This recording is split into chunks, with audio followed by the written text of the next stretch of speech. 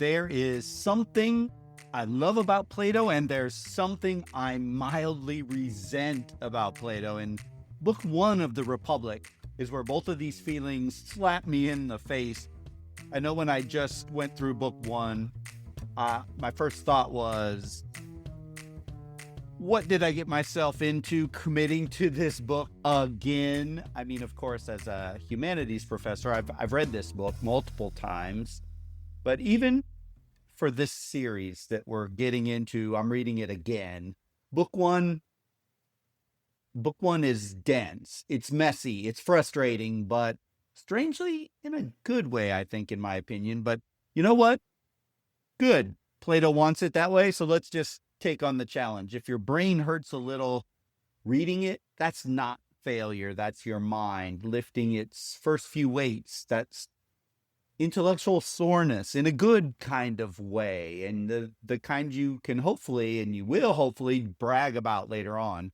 And before I get too far, let me introduce myself. I'm Dr. David Hopkins. I am a humanities professor going on almost 25 years teaching, lecturing, advising, administrating across the spectrum of higher education. Even spent some time in academic publishing along the way, but my heart, my passion is the humanities. Always was once I got out of the Army and went to college. And well, here we are today. I'm glad you're joining me for this 10-part series. Love it. Love that you're here. So let's go ahead and get started. Here's the deal. Before we can dive into one of the key topics of this chapter, justice, and understand justice as we eavesdrop into a conversation about it, we have to understand the people that are holding this debate, holding this argument, because the Republic, it's not really about a theory.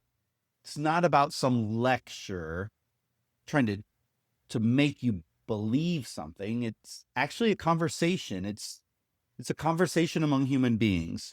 They're sometimes flawed, they're funny, sometimes loud, obnoxious, worried, proud human beings at times. So let's first just step into the scene that we're getting in book one. So picture this. Picture Greece, Mediterranean climate. See a winding, dusty road. You can feel the harbor air, smell the oil lamps, get a sense of the characters that are the center of the book at this point. I mean, really, think of this book this way. You're listening in on a group of people's conversation, but in this case, it isn't about some ex-boyfriend or Netflix series or the meal you ate last week. It's about a deep conversation. Because Plato's not building arguments. Not yet, he's not. He's building a world that looks eerily, as you're going to find out, a lot like our own. So let's have a look down the Piraeus. Oh, and hey, Greek scholars, forgive the pronunciation etiquette. Look, here's the deal. I'm doing my best, but this isn't college, and I'm not a language scholar. So if you want, give me a call at 1-800-I-DON'T-CARE. Leave me a message with your concerns. Sorry about that, but hey, sometimes people just, well, how do I say this nice? Miss the whole damn point of what I'm doing here. I have time in my life and to podcast, focus on a few other things. And in an ideal world, I'd surely be able to research every damn name and every pronunciation and be flawless in my Greek eloquence. But here's the honest truth. I'm a humanities guy. I just don't care for that minutia anymore. Okay, sorry for the sidetrack, but I had to get that out there early. Now back to the regularly scheduled podcast. So we begin not in a classroom in book one, but in a city, and not just any city, Athens, Greece, around 430 BC.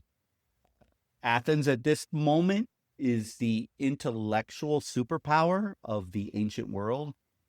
It also, though, exhausted by war, plague, political tension, all the good stuff. Think of a brilliant nation that's also deeply insecure and struggling. If Athens had a Facebook profile, the tagline might be, it's complicated. Now imagine the camera panning downward, literally downward, because that's what Plato writes. He writes, quote, "We went down to the Piraeus, down from the quiet, polished marble heart of Athens, the kind you see in the postcards, to this loud, muscular port city. It's the place where philosophy kind of meets real life. And the Piraeus, listen, the place is kind of wild. I mean, imagine Times Square meets Miami nightlife, but with more goats, vendors yelling, children darting around legs, torches flickering, drums pounding, sailors shouting, foreign languages mixing in the air because there's a very cosmopolitan area at the time, boats creaking in the harbor, and smells that's, well, let's just call it historically authentic. It's a festival of Bendis, a Thracian goddess.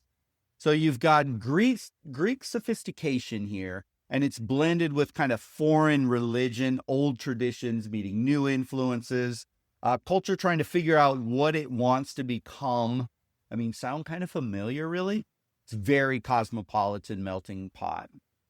And Socrates and Glaucon have come down to just watch and take in the festivities. They enjoy themselves, but it gets later in the evening, and by this time they've seen enough, and they start to head back up toward the city. Probably, I mean, if I could imagine it, hoping for a quiet night. But trouble enters the scene and kind of has a way of finding these guys, as it always seems to find Socrates all the time. And so just as they're leaving, another group approaches them, and it's led by Polemarchus and his buddies. And listen, these guys aren't violent, no, but they're incredibly insistent.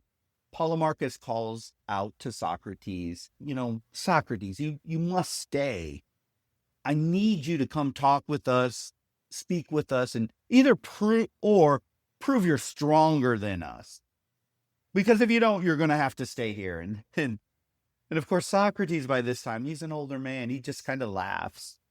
He's in sandals and a thin little robe. He's not winning any physical contests against these younger guys. So he grins and he says, well, then I guess we just must stay. And just like that, through a friendly ambush, the greatest philosophical conversation in Western history begins. I mean, really, you can't plan for conversations like this. You don't schedule them between errands. The conversation, in this case, it just sort of arrives the same way trouble can sometimes, in a moment that interrupts Socrates' plans, but he rolls with it. Plato wants you to know this right away. We don't go out looking for in-depth, detailed philosophical conversations, but the reality is philosophy can jump us in a parking lot and say, sit down, we need to talk for a second. And this time, we're brought into a conversation with Socrates and this other group. So, as you continue reading, the group leads them into the home of Cephalus. And this is where the scene shifts. The noise of the harbor fades away. The torches are further away. Imagine in your mind, the drums are getting softer. Now you're inside the house of a wealthy Athenian. Oil lamps are glowing. Bronze shields hang on the wall. You can almost smell the olive oil, the incense. Servants move quietly, serving wine. The courtyard opens up to the night sky. I mean, it's peaceful. It's orderly. It's comfortable. I mean, this is the perfect backdrop for the first definition of justice. Just a very simple, respectable, untested. And so here comes the characters, and you need to know these people because Cephalus, he is the elder statesman. He has imagine a white beard, a warm smile, wealthy, but calm about it. Kind of grandfather figure who's, in a way, earned his place at the head of the table. He's lived a decent life. He's not perfect, of course, but he's honest. He's seen enough of the world to want two things. He wants peace and a clean conscience. So Cephalus represents traditional, conventional, conservative, respectable morality. The pay your bills, tell the truth, be a good neighbor version of justice. That kind of stuck in the old ways, happy in the old ways, wants the old ways just to continue. And then you got another guy, Polemarchus, and Polemarchus is Cephalus's son. He's very young. He's energetic. He's confident. Now, when I say very young, I don't mean like he's a preteen or a prepubescent boy. I mean, he's a man, but he's got a vibe of a guy who's read maybe a couple philosophy scrolls and now considers himself a thought leader. You know, the kind, young, strong, bulletproof, the kind of confident kid that thinks he has the world all figured out and is just absolutely stunned that older, more seasoned, more mature adults don't know anything. It's absolutely amazing to him. We probably all know someone like this. He's likable, but he's also certain. All right, I'll be even more direct. For me, he comes across as cocky and arrogant. But the fun part is that certainty and arrogance in position is something Socrates just loves to test. And we will learn through this book, considering that if you consider yourself 100% certain and set in your ways, it's often, almost always, it's not a sign of intellectual strength, but rather it's a sign of a weaker mind. Another character sitting around there is Thrasymachus. Now we get to the heavyweight, right? The Thrasymachus is a professional rhetorician. I guess you could say he's the ancient equivalent of a cable news commentator, TikTok debater, UFC fighter, all rolled up into one kind of person. That should give you like a description of him. Plato describes him often as rising like a wild beast, thick arms, sharp eyes, a presence that says, I didn't come here to talk. I came here to win. He's the voice of raw cynicism, as we're going to find out, the guy who sees through everyone's BS, but never stops to ask whether seeing through everything is the same as understanding anything. And then we have our main man, Socrates, and he's the guide. He's the mentor. He's the teacher of Plato who wrote this book, The Republic. He's actually a cornerstone of philosophical thought and an icon of Western philosophy, but he surely doesn't look the part. If you want to get a picture of probably what he looked like, he was probably barefoot, plain cloaked, calm eyes. He's the kind of man that, if you were in a big crowd, people would probably ignore him. But then he opens his mouth and the whole room shifts. He's the philosopher who claims to know nothing and yet somehow always seems to make the experts sweat. So, Cephalus, he's the first one. He's the head of the household. He talks first. So as they all take their seats and they begin to talk, and the conversation just nonchalantly is kind of veers towards the concept of justice. And Cephalus, being the kindly elder, he opens the conversation and he says, justice just means living a good life, a moral life. And really justice is simple at its core. Basically just tell the truth, pay your debts. And I mean, that definition, right? We can get that. We can grasp that. It's so simple and it's so clean. And for someone like Cephalus, it just sounds right. But most people today actually still think this way. It's, if you ask someone on the street, What's it mean to lead a just life? And a lot of people will just say, don't lie, don't steal, uh, don't cheat people, fulfill your obligations, be a quote unquote good person. It's very comfortable morality, right? Morality you can kind of knit into a pillow and lay your head down and say, I'm a good person. It's a statement you hear all the time, lots of times. Hear this when someone's asked about religion often here in our modern world. I don't believe in God, but I am a really good person. So what does that mean? What does that actually mean? It's so vague, so broad. I mean, in general, you get it, right? And if you're one that says this, I just want to challenge you on something. Build a framework around this. If you are religious, the framework is naturally built into the faith. In Christianity, you've got the Bible. If you want to be a Christian will say, hey, you want the rules, how to live a good, just, exceptional life?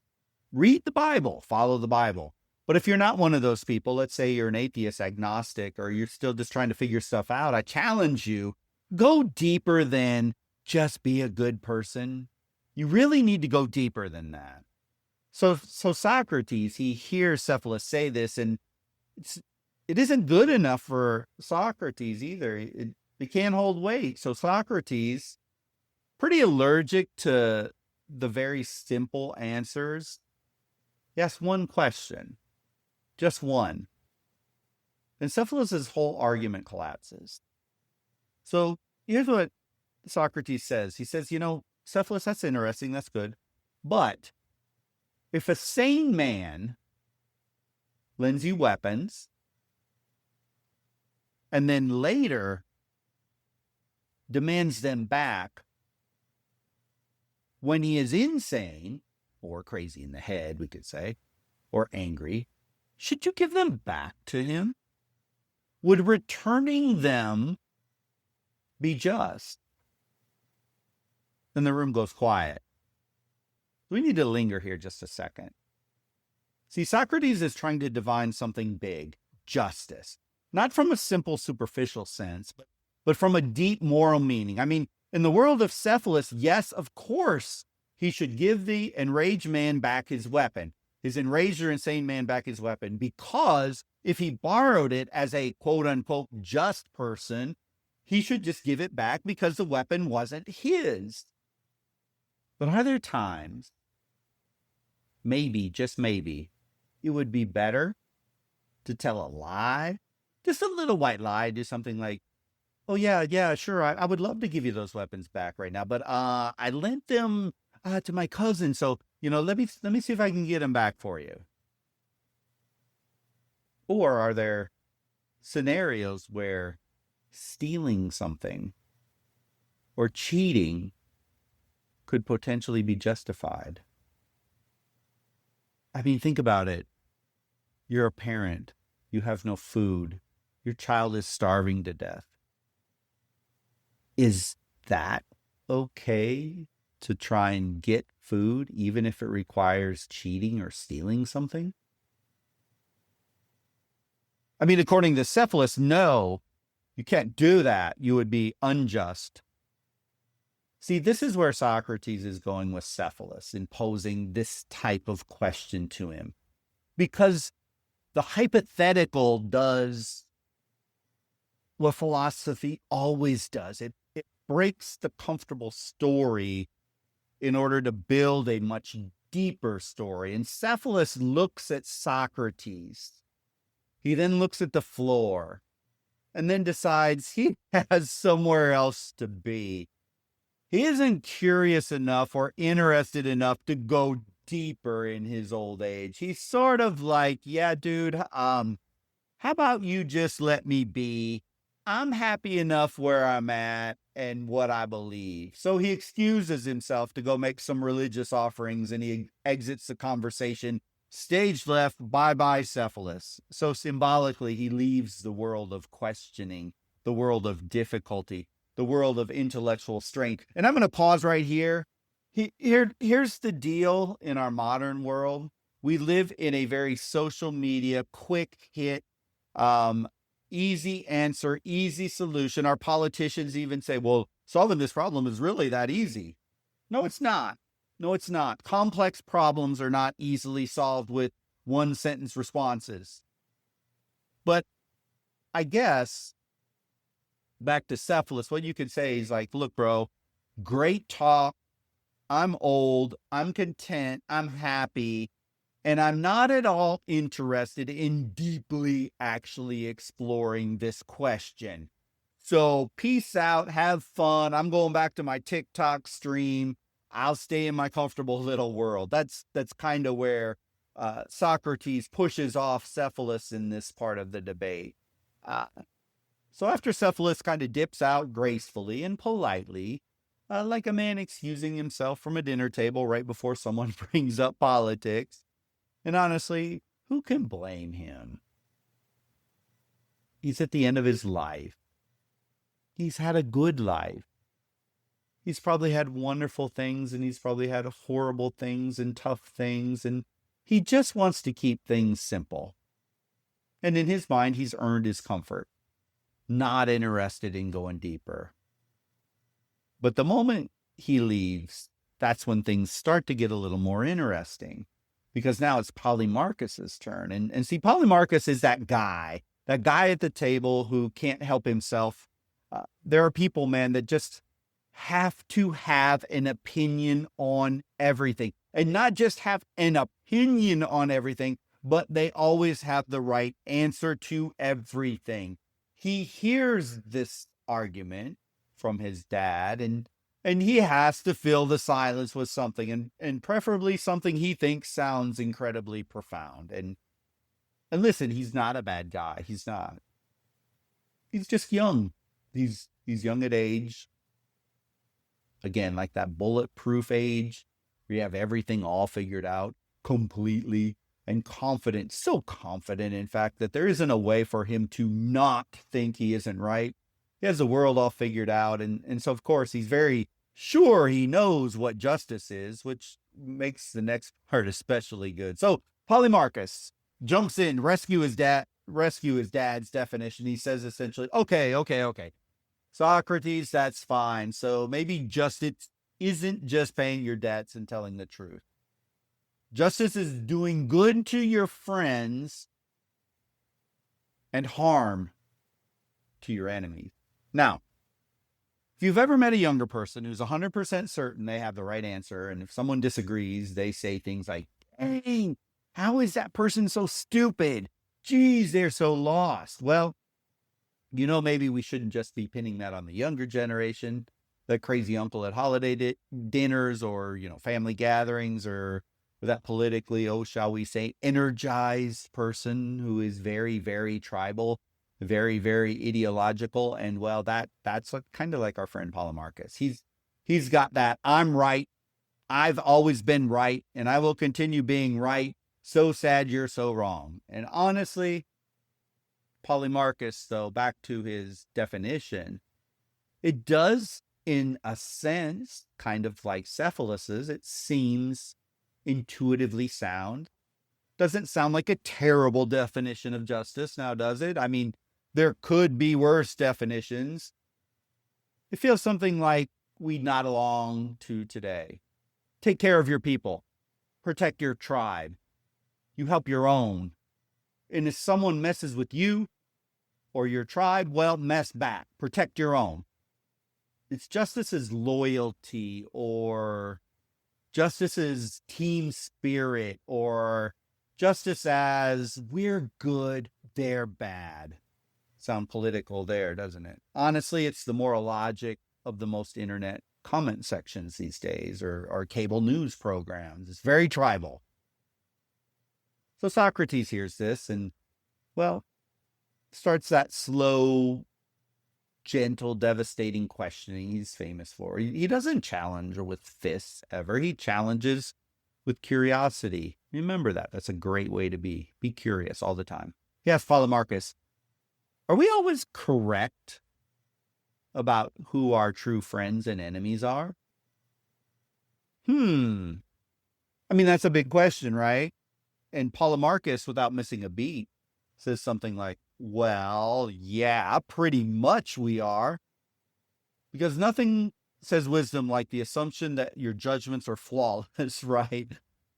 In case you missed it, that was my sarcastic tone. Socrates keeps going. Is a friend someone who appears good or someone who is good? And now Polemarchus is hesitating a little bit.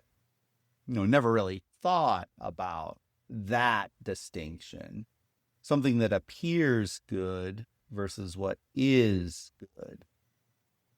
And so Socrates pushes that knife in just a little bit more, just turn it just a little. Is it just to harm anyone? And then he pauses, and then he says, does harming a horse make it better or worse? Does harming a dog make it a better or worse dog? Does harming a human being make that person more just or more unjust? And now Polemarchus is kind of back on his heels here. He says, well, yeah, all of those, yeah, they would make that person worse. And then Socrates says, well, then justice cannot be harming people, not even if you call them an enemy. Good night, Polemarchus. This round goes to Socrates. But let's sit on that exchange for just 1 minute on justice. Because there is a strong modern parallel that's emerging in our world today that mirrors Polemarchus' concept of justice. And it is disturbing, and it probably proves even more clearly why his definition of justice is not justice at all, and in fact is horrifically divisive. In our modern political sphere today, you're told, support your side no matter what. Doesn't matter how pathetic the candidate might be. The slogans rain down ideologically captured states. Like California, we hear the blue no matter who, blue no matter who, or on the right, anyone who deviates from the heart, from the MAGA agenda. Politicians, I mean, there's named literal people like Thomas Massey, Rand Paul, Marjorie Taylor Greene. They're castigated as betrayers, fake, enemies of the republic, just because they question something Trump or MAGA are pushing for. And have all of them been ostracized and threatened to be primaried in their next election? Heck, Marjorie Taylor Greene already said, well, if this is the Republican Party, I'm out. I ran 1 term. See you later. See, when and if you believe your tribe is automatically right all the time, no matter what comes out in the opposition, it's fake news. It's a psyop. It's a deep fake. Even when the evidence is blatant and brutal in front of your face, anyone who disagrees with you is the enemy. Cancel them, drag them, shame them. If they're not with us, they're against us. Calls for violence leading to actual murders. Charlie Kirk being the latest, biggest figure to go down to the calls of hate. He was labeled a racist, a Nazi, a fascist. And of course, what should you do to a Nazi? Kill them. That would be justice. That would be the justice of Polemarchus. It is incredibly dangerous, this flirtation with tribal violence that's being portrayed as justice. So what Polemarchus was naively calling justice in his youth, and, in his defense, being young like that, he couldn't go deeper, is a concept we see today where justice is political branding. It's internet tribalism. It's us versus them.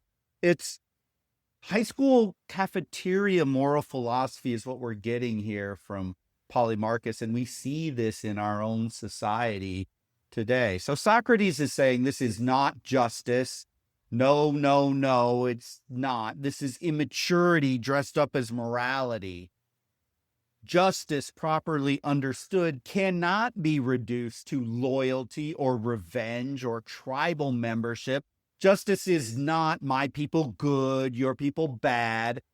Justice has to be bigger than your social or your political circle, bigger than your team, bigger than hurt feelings, bigger than your enemies list.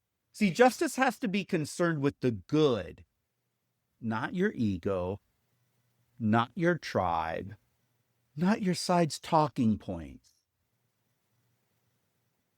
So, Polemarchus eventually just quiets down, not because he's defeated personally, but because Socrates peeled back the layers of his moral assumptions and showed him that his definition it's too small. It's too reactive. It's too emotional. In Polemarchus's world, justice is basically be nice to the people I like, be a jerk to the people I don't, call it virtue. Sound familiar? Socrates dismantled it easily and elegantly. He said, a just person does not harm anyone because justice, being a virtue, cannot produce vice. A just person does not harm anyone because justice, being a virtue, cannot produce vice. Okay, so when you hear someone on the left or the right say something like, yeah, we might have done X this time, but remember last time the other side did Y. It would be good. It would be just. We all remember that justice cannot produce vice. The line is so important. It's a hinge. It's a moment when Plato stops showing us what justice isn't and starts clearing the ground for what justice might actually be in a supremely eloquent society. But before we get to that, we have to deal with a silverback gorilla that is still in this same room, because when Polemarchus falls silent, someone else rises, and he rises like a storm and like a threat, like a man who's been waiting to attack from the shadows. And the room shifts and the air thickens, and this voice, a very sharp, a very angry, a very impatient voice, breaks through the calm like lightning. And this is the moment the dialogue goes from polite philosophical dinner party to, oh hell, now things are getting real. It's time to meet Thrasymachus. And Thrasymachus believes one thing, that justice is just a rigged game. So Polemarchus, he doesn't leave, but he kind of retreats back into awkward silence, like, when you suddenly realize, like, oh no, boy, I sounded pretty simple and stupid there. When we all put our foot in our mouth and say something dumb and really wish maybe we would have stayed out of it. That's probably Polemarchus at this point. He's probably thinking, I don't really know what I'm talking about here. And honestly, that is a beautiful moment, really. That little death of certainty. That moment when the ego gets quiet enough for the mind to start learning. One can hope this lesson might just help Polemarchus realize he doesn't have it all figured out. This and a few more arrows of life happening, that'll all help him mature intellectually. But anyway, the silence, it doesn't last long, because there's a shape moving in the corner, a large shape, a shape with opinions, very sharp ones. And in a moment, that feels less like a philosophical dialogue and like a lion standing up in a crowded tent. And Plato actually says this in the book, that Thrasymachus, quote, coiled himself up and sprang forth like a wild beast. This is not the gentle elder Cephalus. This is not the enthusiastic but naive Polemarchus. This is a man built like he eats debate students for breakfast. His shoulders, they fill the doorway. His voice hits the room with a dropped anvil. I mean, you can practically hear the dramatic thud when he stands up. And when he finally speaks, he doesn't ask. He's not asking anything. He doesn't invite, he attacks. And he kind of growls out a response. He says, Socrates, stop all this nonsense. If you're so sure justice is something good, stop asking questions and tell us what you say justice is. This is such an iconic moment. It's practically a WWE square up when the combatants get face to face. The entire conversation tilts. Everyone in the room turns. And this is the philosophical equivalent of a bar fight about to break out. But through it all, Socrates remains incredibly calm. He's almost amused, really. See, as a side note, by this time in life, he's an old man, for sure. But the truth is, Socrates was a decorated Athenian hoplite, which would have been the equivalent of a heavy infantry soldier. He fought bravely in multiple major battles during the Peloponnesian War. Socrates was no stranger to combat and death. He had seen some stuff and most certainly had killed in combat. Now, of course, at this age, he's in no condition to physically fight Thrasymachus, but it isn't strange that Socrates could remain calm in the situation. But Thrasymachus was definitely aggressive, and he wasn't there to play Socratic games. He shows up to drop the hottest take and to win himself a little bit of intellectual fame by taking on and he's taking down the great Socrates in verbal combat. So Thrasymachus, what's his definition? It's justice is a rigged game, and Thrasymachus delivers it with zero hesitation. And he says this, quote, justice is nothing other than the advantage of the stronger. Boom, there it is.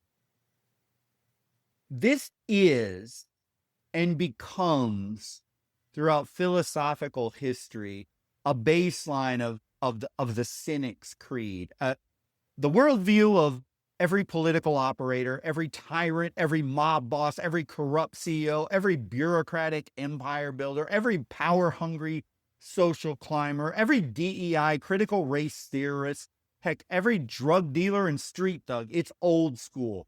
You are either the taker or the sucker.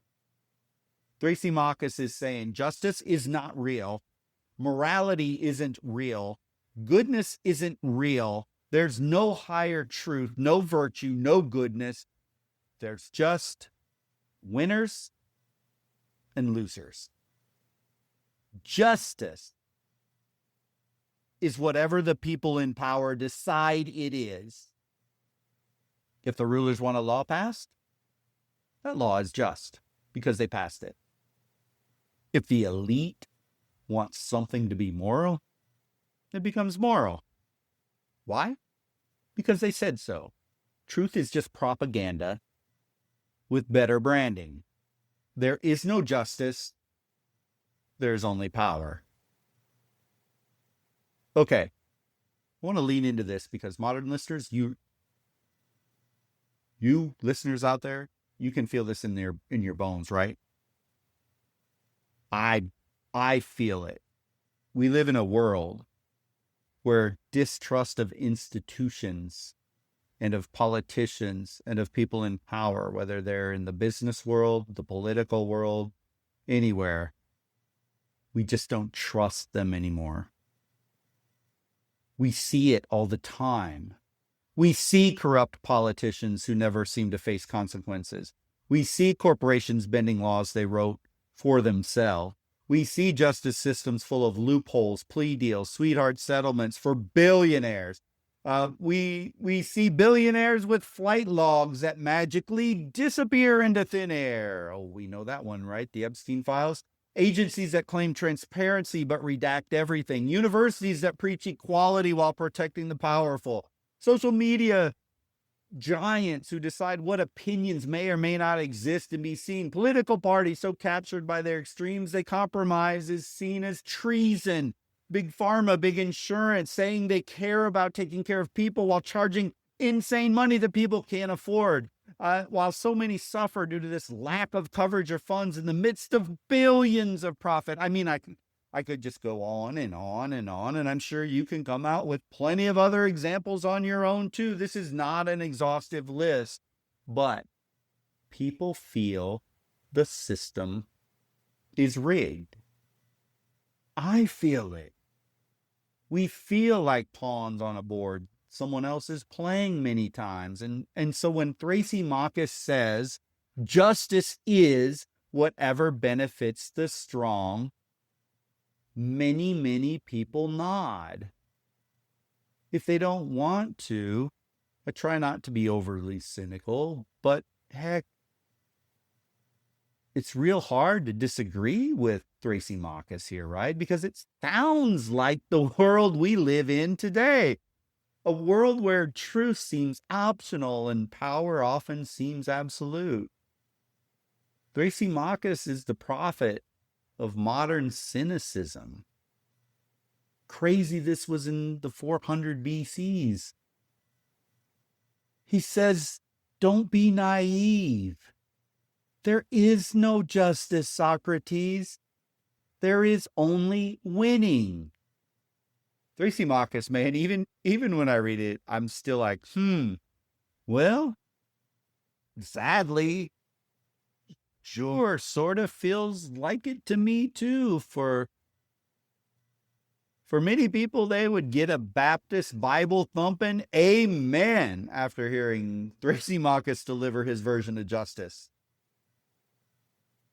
But Socrates listens carefully.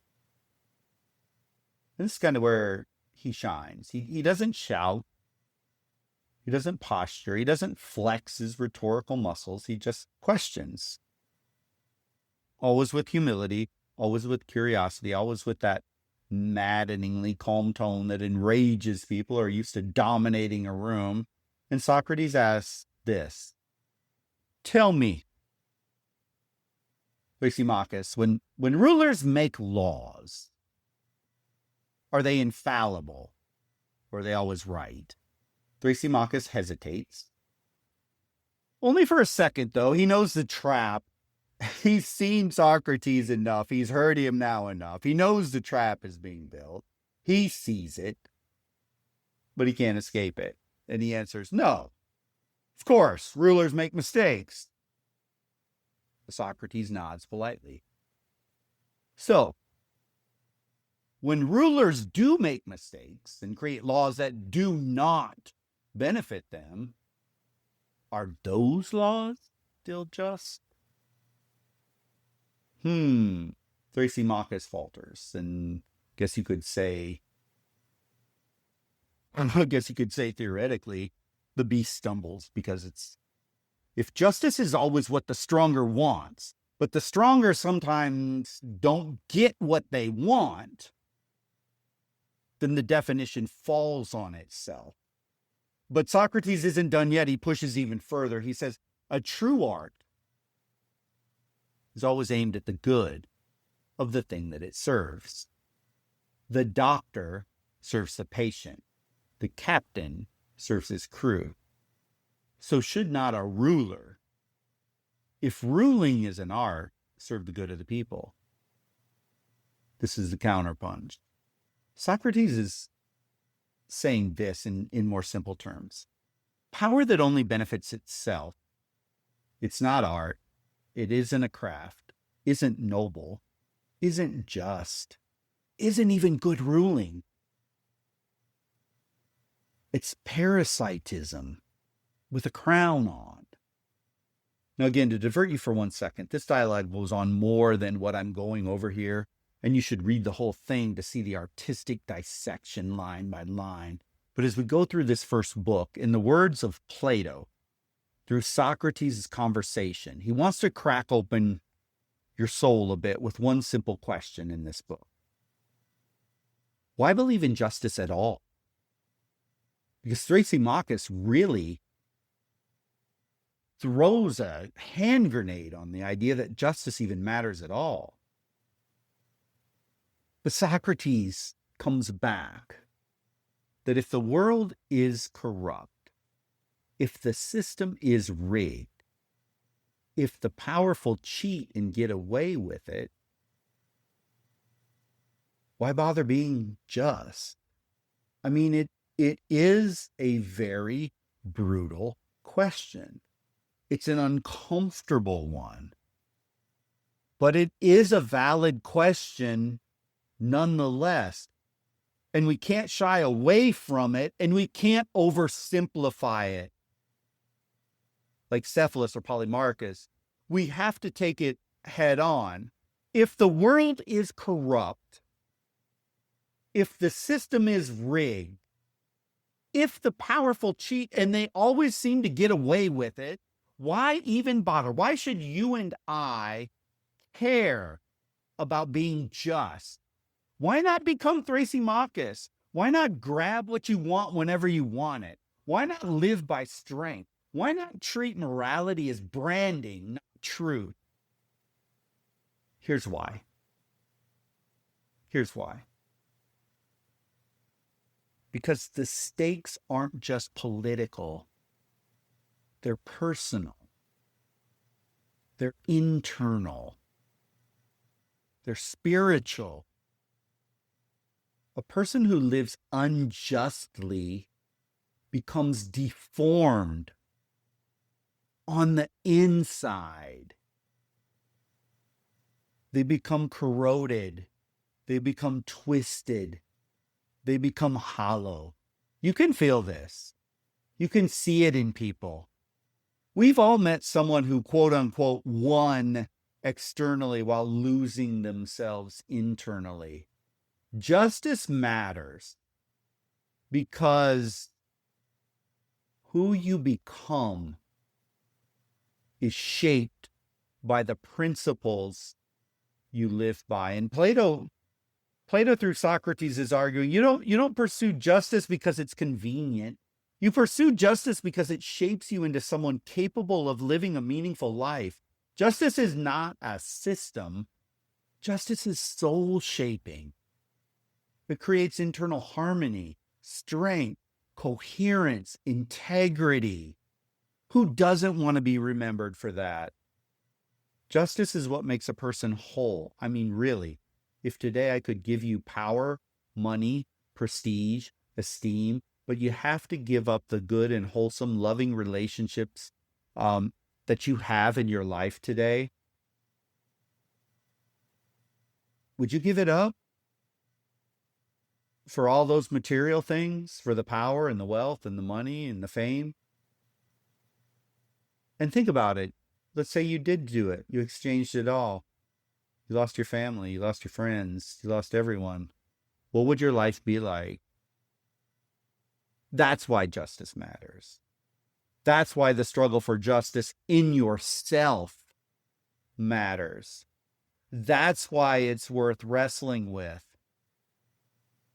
Because in the end, only you get to live with you until you die. And in the very, very end, when you look back on your life, it matters. It matters what you leave behind. That's your mark you leave on the world. Matters in whatever way you deem important in your world, your family, and your relationships, and your positive human impact on other people. They matter. They matter to someone. They matter because you do the right things, not because you can scare or beat someone into submission, but because it's the right thing to do. So book one ends like a movie that cuts to black just when the fight gets interesting. Socrates doesn't win.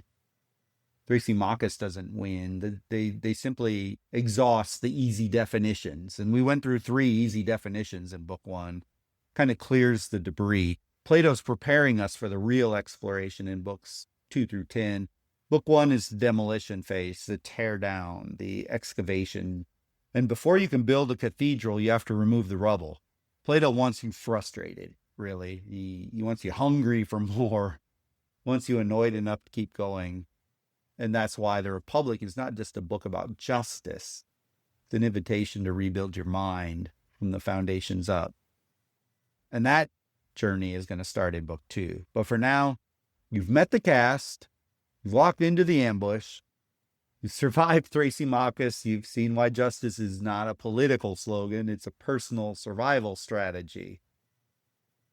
So here we are, the end of book 1, Socrates sparring for what seems like hours. He's dismantled Cephalus, comforting morality. He's deflated Polemarchus's tribal morality.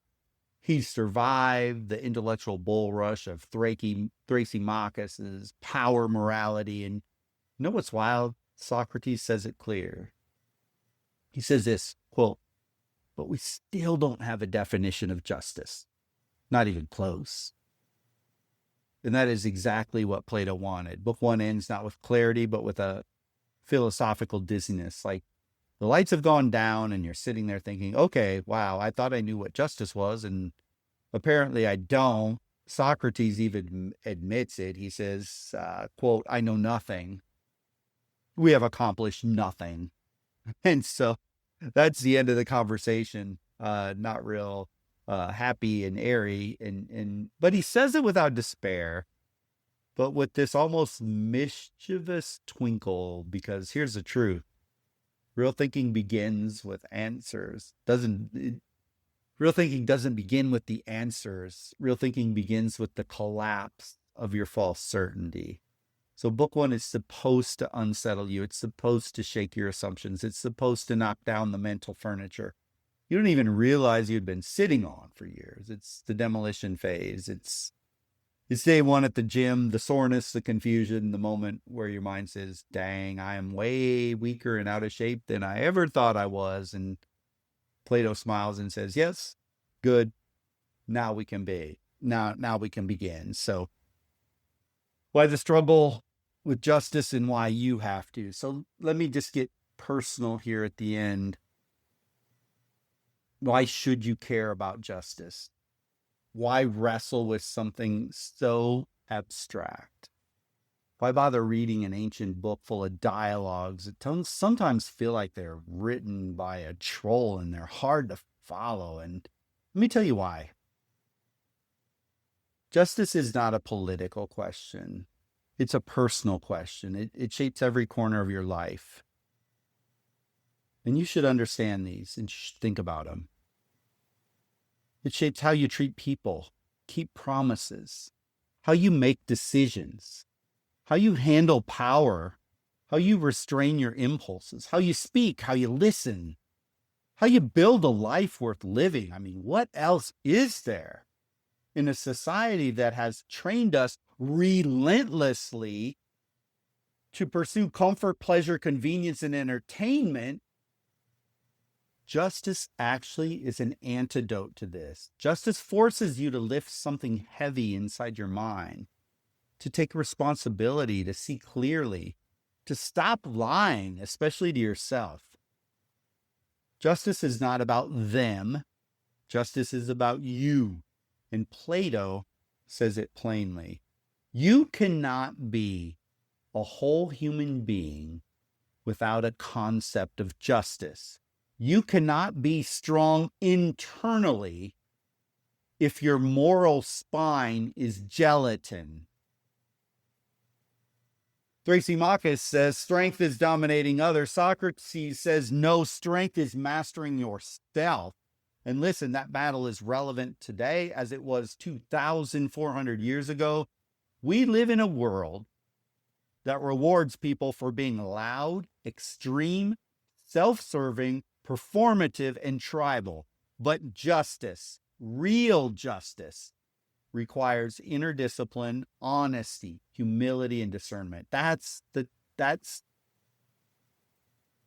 the way it works. These things can take time. These things are a struggle. Things take slowing down and thinking. So Socrates isn't trying to win an argument here. He's trying to build a human being. And book one ends with that tension.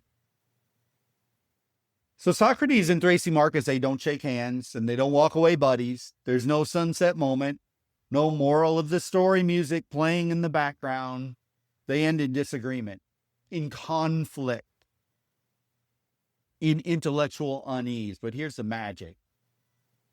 Your mind is now awake. You cannot unknow what you now know. You cannot go back to the easy definitions because they don't exist anymore. They've been destroyed. So Plato slams the book shut after book one and essentially says, good. You're unsettled. You're uncomfortable. You're paying attention now. Let's begin the work. So here's the teaser. This is what's coming next. In book two, we're going to meet a new guy, Glaucon. And he basically leans forward and says, all right, Socrates, enough warm up. I want the real answer. He doesn't want a definition anymore. He wants proof. He wants a story. He wants a city built from scratch that is just. A city in speech, a city in theory, so that he can see justice, not just talk about it theoretically. I guess it's almost like a philosophical version of Sim City game where you can build your own city from the ground up. So Socrates and his crew are going to build a majestically perfect city. And book two launches in to this entire architect of the Republic.